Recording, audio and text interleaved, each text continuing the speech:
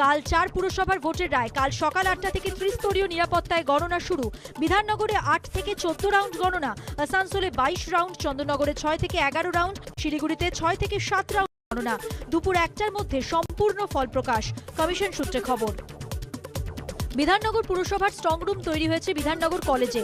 41টি ওয়ার্ডে গতকাল ভোট হয়। স্ট্রংরুমে রাজ্য পুলিশের সশস্ত্র পাহারা, রয়েছে সিসি ক্যামেরার নজরদারি।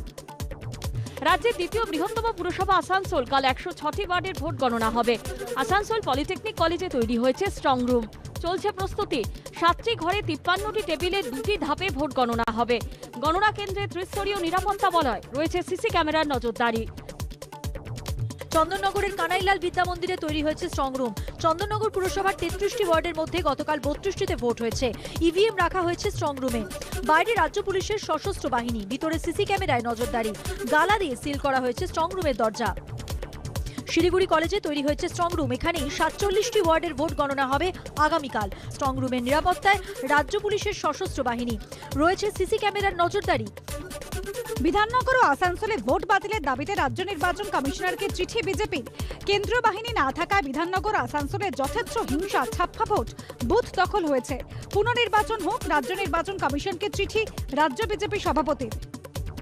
পুরভোট নিয়ে রাজ্য নির্বাচন কমিশনকে আক্রমণ অধীর চৌধুরী। তৃণমূলের দলদাস হয়ে কাজ করার অভিযোগ, পারলে মামলা করুন, হুঁশিয়ারি অধীরের।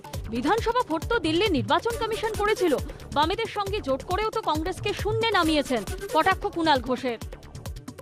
দলীয় ওয়েবসাইট থেকে 16 পুরভোটে তৃণমূলের বিতর্কিত প্রার্থী তালিকা। সব শীর্ষ পদ অবলুপ্তির পরদিনই পদক্ষেপ, মিডিয়া কমিটির দায়িত্বে অরূপ চন্দ্রিমা কুণাল।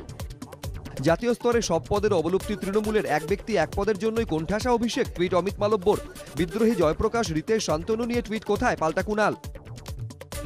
তৃণমূলে একটাই পদ, পার্টি নয় প্রপার্টি, কটাক্ষ দিলীপের। বিধানসভা ভোটের আগে না বুঝে ল্যাম্প পোস্টদের দলে নিয়েছিলেন, নিজের দল সামলান, পাল্টা আক্রমণ তৃণমূলের।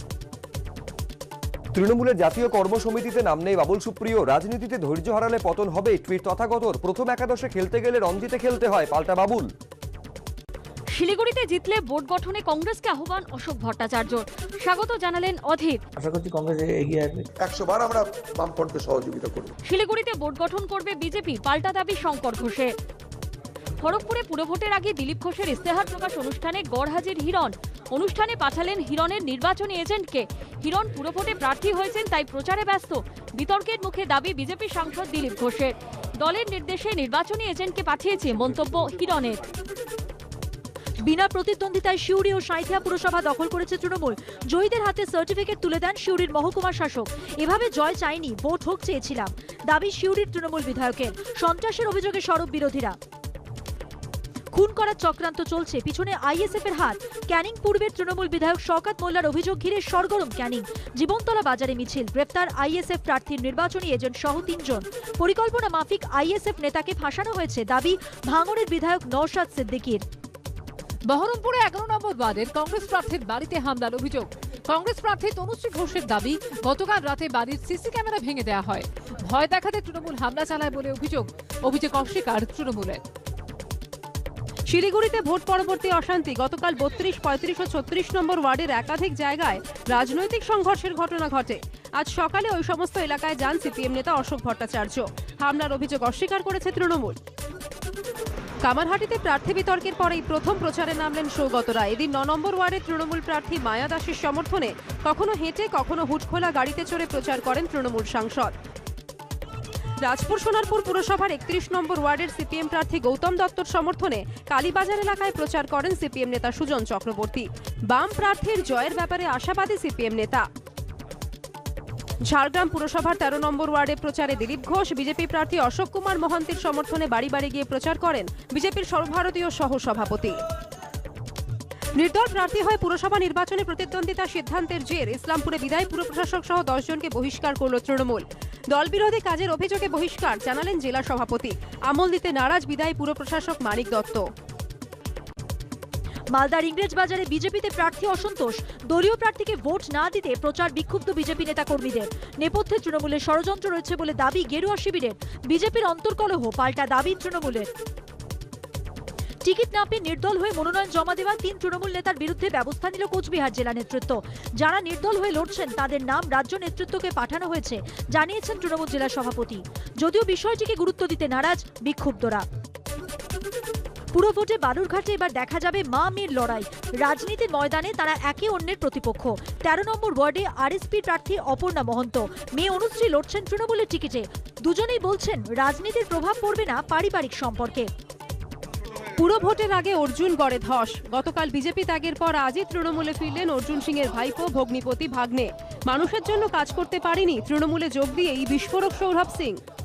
নেতা বেশি আছে, কর্মী কম আছে ওইখানে। সবাই নেতা হতে চায় ওইখানে, ভারতীয় জনতা পার্টিতে সবাই নেতা হয়েছে, কর্মী নেই আমাদের, তাই জন্য আমি যোগদান দিয়েছি। আবার বিজেপিতে আসবে বলবে কি আমি বিজেপির সঙ্গে গদ্দারি করেছিল, এই ধরনের লোকের কি আছে? ইতিহাস চেঞ্জ হলো কি রামে ঘরে বিভীষণ হতে পারে। খড়গপুরে বিজেপিতে ভাঙন, তৃণমূলে যোগ বিজেপি যুব মোর্চার 200 জন সদস্য। বিপদে পাশে দাঁড়ানোয় এই সিদ্ধান্ত, দাবি বিজেপি ত্যাগীদের। পুলিশের ভয় দেখিয়ে দলবদল অভিযোগ দিলীপের, হতাশায় এসব বলছেন, পাল্টা দাবি তৃণমূলের। পুরভোটের আগে উলুবেড়িয়া বিজেপিতে ভাঙন, তৃণমূলে যোগ দিলেন হাওড়া গ্রামীণের প্রাক্তন সভাপতি গৌতম রায় সহ প্রায় 700 বিজেপি কর্মী। বিজেপিতে পুরনো কর্মীদের সম্মান নেই, দাবি বিজেপি ত্যাগীর। কোনো ক্ষতি হবে না, পাল্টা বিজেপি। দেগঙ্গাতে আইএসএফ সিপিআইএম এ ফের ভাঙন। তৃণমূলে যোগদান করলেন চাকলা পঞ্চায়েতের সিপিআইএম এর দুবারের প্রাক্তন প্রধান ও আইএসএফ কর্মী সমর্থক সব মিলিয়ে 350 জন। যোগদানকারীরা দলের কেউ নন, দাবি আইএসএফ নেতার। যোগদানকে গুরুত্ব দিতে নারাজ সিপিএমও। কাঁথিতে সমবায় সমিতির নির্বাচনে বাম তৃণমূলের জোট। ভোটের পর একসঙ্গে কমিটি গঠন করলো যুযুধান দুই দল। সমবায় সমিতিকে বাঁচাতেই স্থানীয় স্তরে এই সিদ্ধান্ত।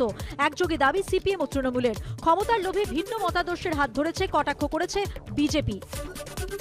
বনগাঁ পুরসভার 10 নম্বর ওয়ার্ডের শক্তিগড় এলাকায় বিজেপি প্রার্থীর পতাকা ও ফ্লেক্স ছিঁড়ে খালে ফেলে দেওয়ার অভিযোগ।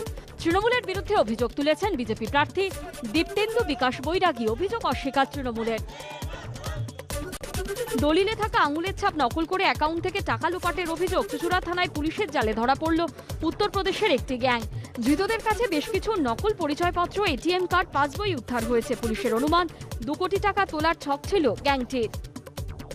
এসএসকেএম এর কর্মী পরিচয়ে রক্ত জোগাড় করার নামে 4000 টাকা হাতিয়ে নেওয়ার অভিযোগ।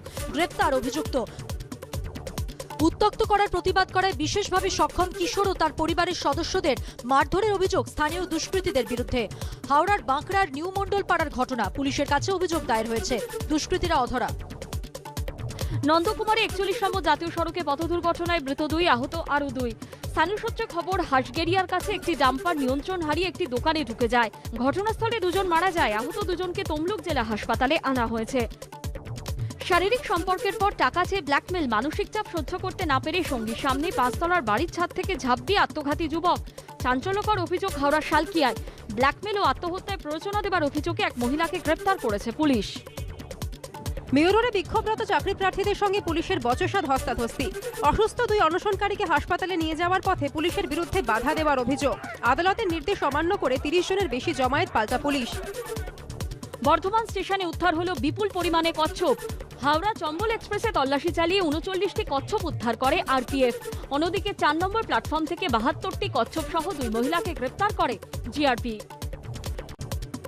কাল উত্তরপ্রদেশের 9টি জেলার 55টি বিধানসভা আসনে ভোট। সকাল 7টা থেকে শুরু হবে ভোট গ্রহণ। কাল উত্তরাখণ্ড, গোয়াতেও বিধানসভা আসনে ভোট। দেশের ইতিহাসে বৃহত্তম ব্যাংক প্রতারণা। গুজরাতেই মিলল হদিশ। অভিযুক্ত এবিজি শিপইয়ার্ড।